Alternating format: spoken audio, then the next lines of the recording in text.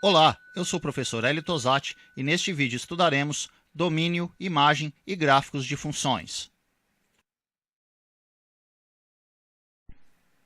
Um dos conceitos mais fundamentais da matemática é o da função. Uma função refere-se a uma correspondência entre conjuntos. Os conjuntos que estudaremos no curso de Cálculo Diferencial Integral 1 são os subconjuntos do conjunto dos números reais. A definição formal de função é a seguinte: sejam A e B dois subconjuntos dos reais, uma função f de A em B é uma regra que associa cada elemento do conjunto A a um único elemento do conjunto B. O conjunto A é chamado de domínio da função f e o conjunto B é chamado de contradomínio da função f. O conjunto imagem da função f é o conjunto dos pontos f de x, onde x pertence ao domínio da função. Observe que d de f é uma outra notação para o meu domínio da função. Eu uso essas duas notações que irei apresentar a seguir para definir uma função. E essas notações são as mais usadas nos livros de matemática. Mas é sempre bom conferir com seu professor qual a notação que ele usa. Na primeira notação, descreve explicitamente quem são o domínio e o contradomínio da função. E na segunda notação, não é explicitado o domínio e o contradomínio, pois, na maioria dos livros de cálculo, fica entendido nessa notação que o contradomínio é o conjunto dos números reais e o domínio é formado por todos os números reais, tais que a minha função f faz sentido. Independente da notação adotada, sempre chamamos de x de variável independente e y de variável dependente. Também é usual dizer que y é uma função de x. Seja a função y igual x mais 1, onde x pertence ao domínio do intervalo aberto de 0 até mais infinito. Nessa notação, temos que minha função f de x é x mais 1. Como o contradomínio não foi explicitado, fica entendido que meu contradomínio é o conjunto dos números reais. Agora, para calcular o conjunto imagem da função, temos que calcular os valores da função f, onde x pertence ao intervalo aberto de 0 até mais infinito. Mas, óbvio que não é possível calcular um por um. Mas para este caso, onde minha função é um polinômio de primeiro grau, basta calcular a função no valor 0, pois é possível calcular f de 0, e colocar este valor no início do intervalo da imagem da função. Assim, imagem de f fica igual o intervalo aberto de 1 até mais infinito. Agora, analisaremos a função y igual menos x ao quadrado, onde o domínio da minha função é todos os números reais.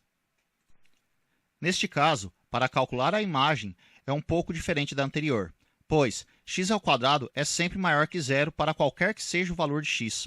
O sinal negativo garante que todos os valores da função sempre serão não positivos. Como para qualquer número negativo é possível achar um valor x tal que menos x ao quadrado é este valor, temos que a imagem da minha função f é o intervalo fechado de 0 até menos infinito. Agora, seja a função f de x igual raiz de x. Como não explicitamos o domínio, entende-se que o domínio são todos os números reais, tais que raiz de x é definido, ou seja, o domínio de f é o intervalo fechado de 0 até mais infinito, porque o conjunto dos números reais não existe raiz quadrada de um número negativo. Sabendo que para qualquer número positivo é uma raiz quadrada de outro número positivo, temos que a imagem de f é o intervalo fechado de 0 até mais infinito. Inicialmente, iremos recordar a representação gráfica de duas variáveis x e y no plano. A construção desse gráfico é feita com duas retas perpendiculares entre si, eixo horizontal ou das abscissas e eixo vertical ou das ordenadas, que se cruzam em um ponto de origem O. A partir de O, adotam-se como sentido positivos o da esquerda para a direita, no eixo horizontal, e o de baixo para cima, no eixo vertical. Dessa forma, o plano fica dividido em 4 quadrantes. No eixo das abscissas, marcamos os valores do primeiro conjunto, e no das ordenadas, os valores do segundo conjunto. Assim, a cada par ordenado corresponde a um só ponto de um determinado quadrante. Por exemplo, O par ordenado 1 e 2 é representado desta forma. Essa é a representação do par ordenado menos 1 e 3. A representação do par ordenado 0 e 2. Menos 2 e 0. E 0 e menos 3.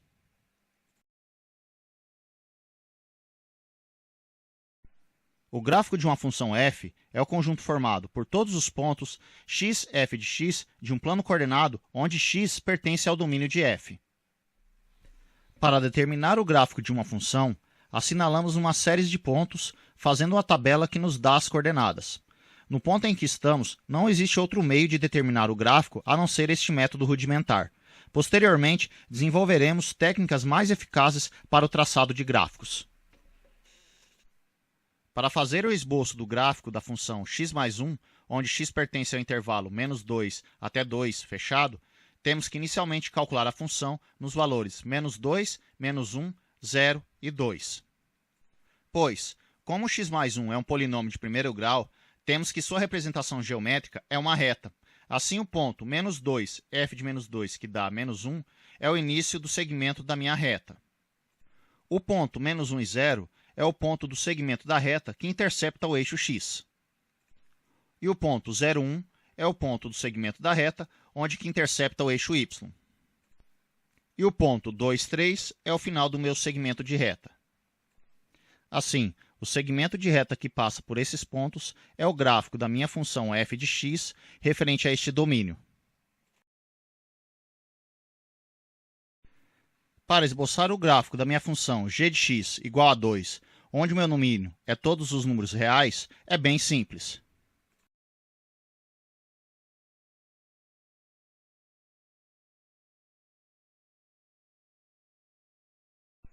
Basta traçar uma reta paralela ao eixo x que intercepta o ponto 0, 2.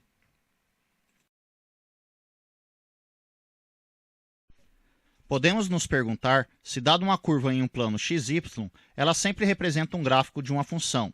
A resposta é não. Sabemos que se f é uma função, um ponto do seu domínio pode ter somente uma imagem. Assim, uma curva só representa o gráfico de uma função quando qualquer reta vertical corta a curva no máximo em um ponto. Veja que essa curva C1 representa o gráfico de uma função, pois se você traçar qualquer reta paralela ao eixo y, temos que ela vai interceptar essa curva em um único ponto. Mas esta curva C2 não representa um gráfico de uma função, pois observe que temos vários casos onde uma reta paralela ao eixo y intercepta dois pontos da minha curva. Bom, até aqui aprendemos a introdução da teoria de funções. Não deixe de acompanhar o canal para assistir os outros vídeos com conteúdo sobre funções. E se você gostou do vídeo, curta, compartilha e também não deixe de se inscrever no canal. Obrigado!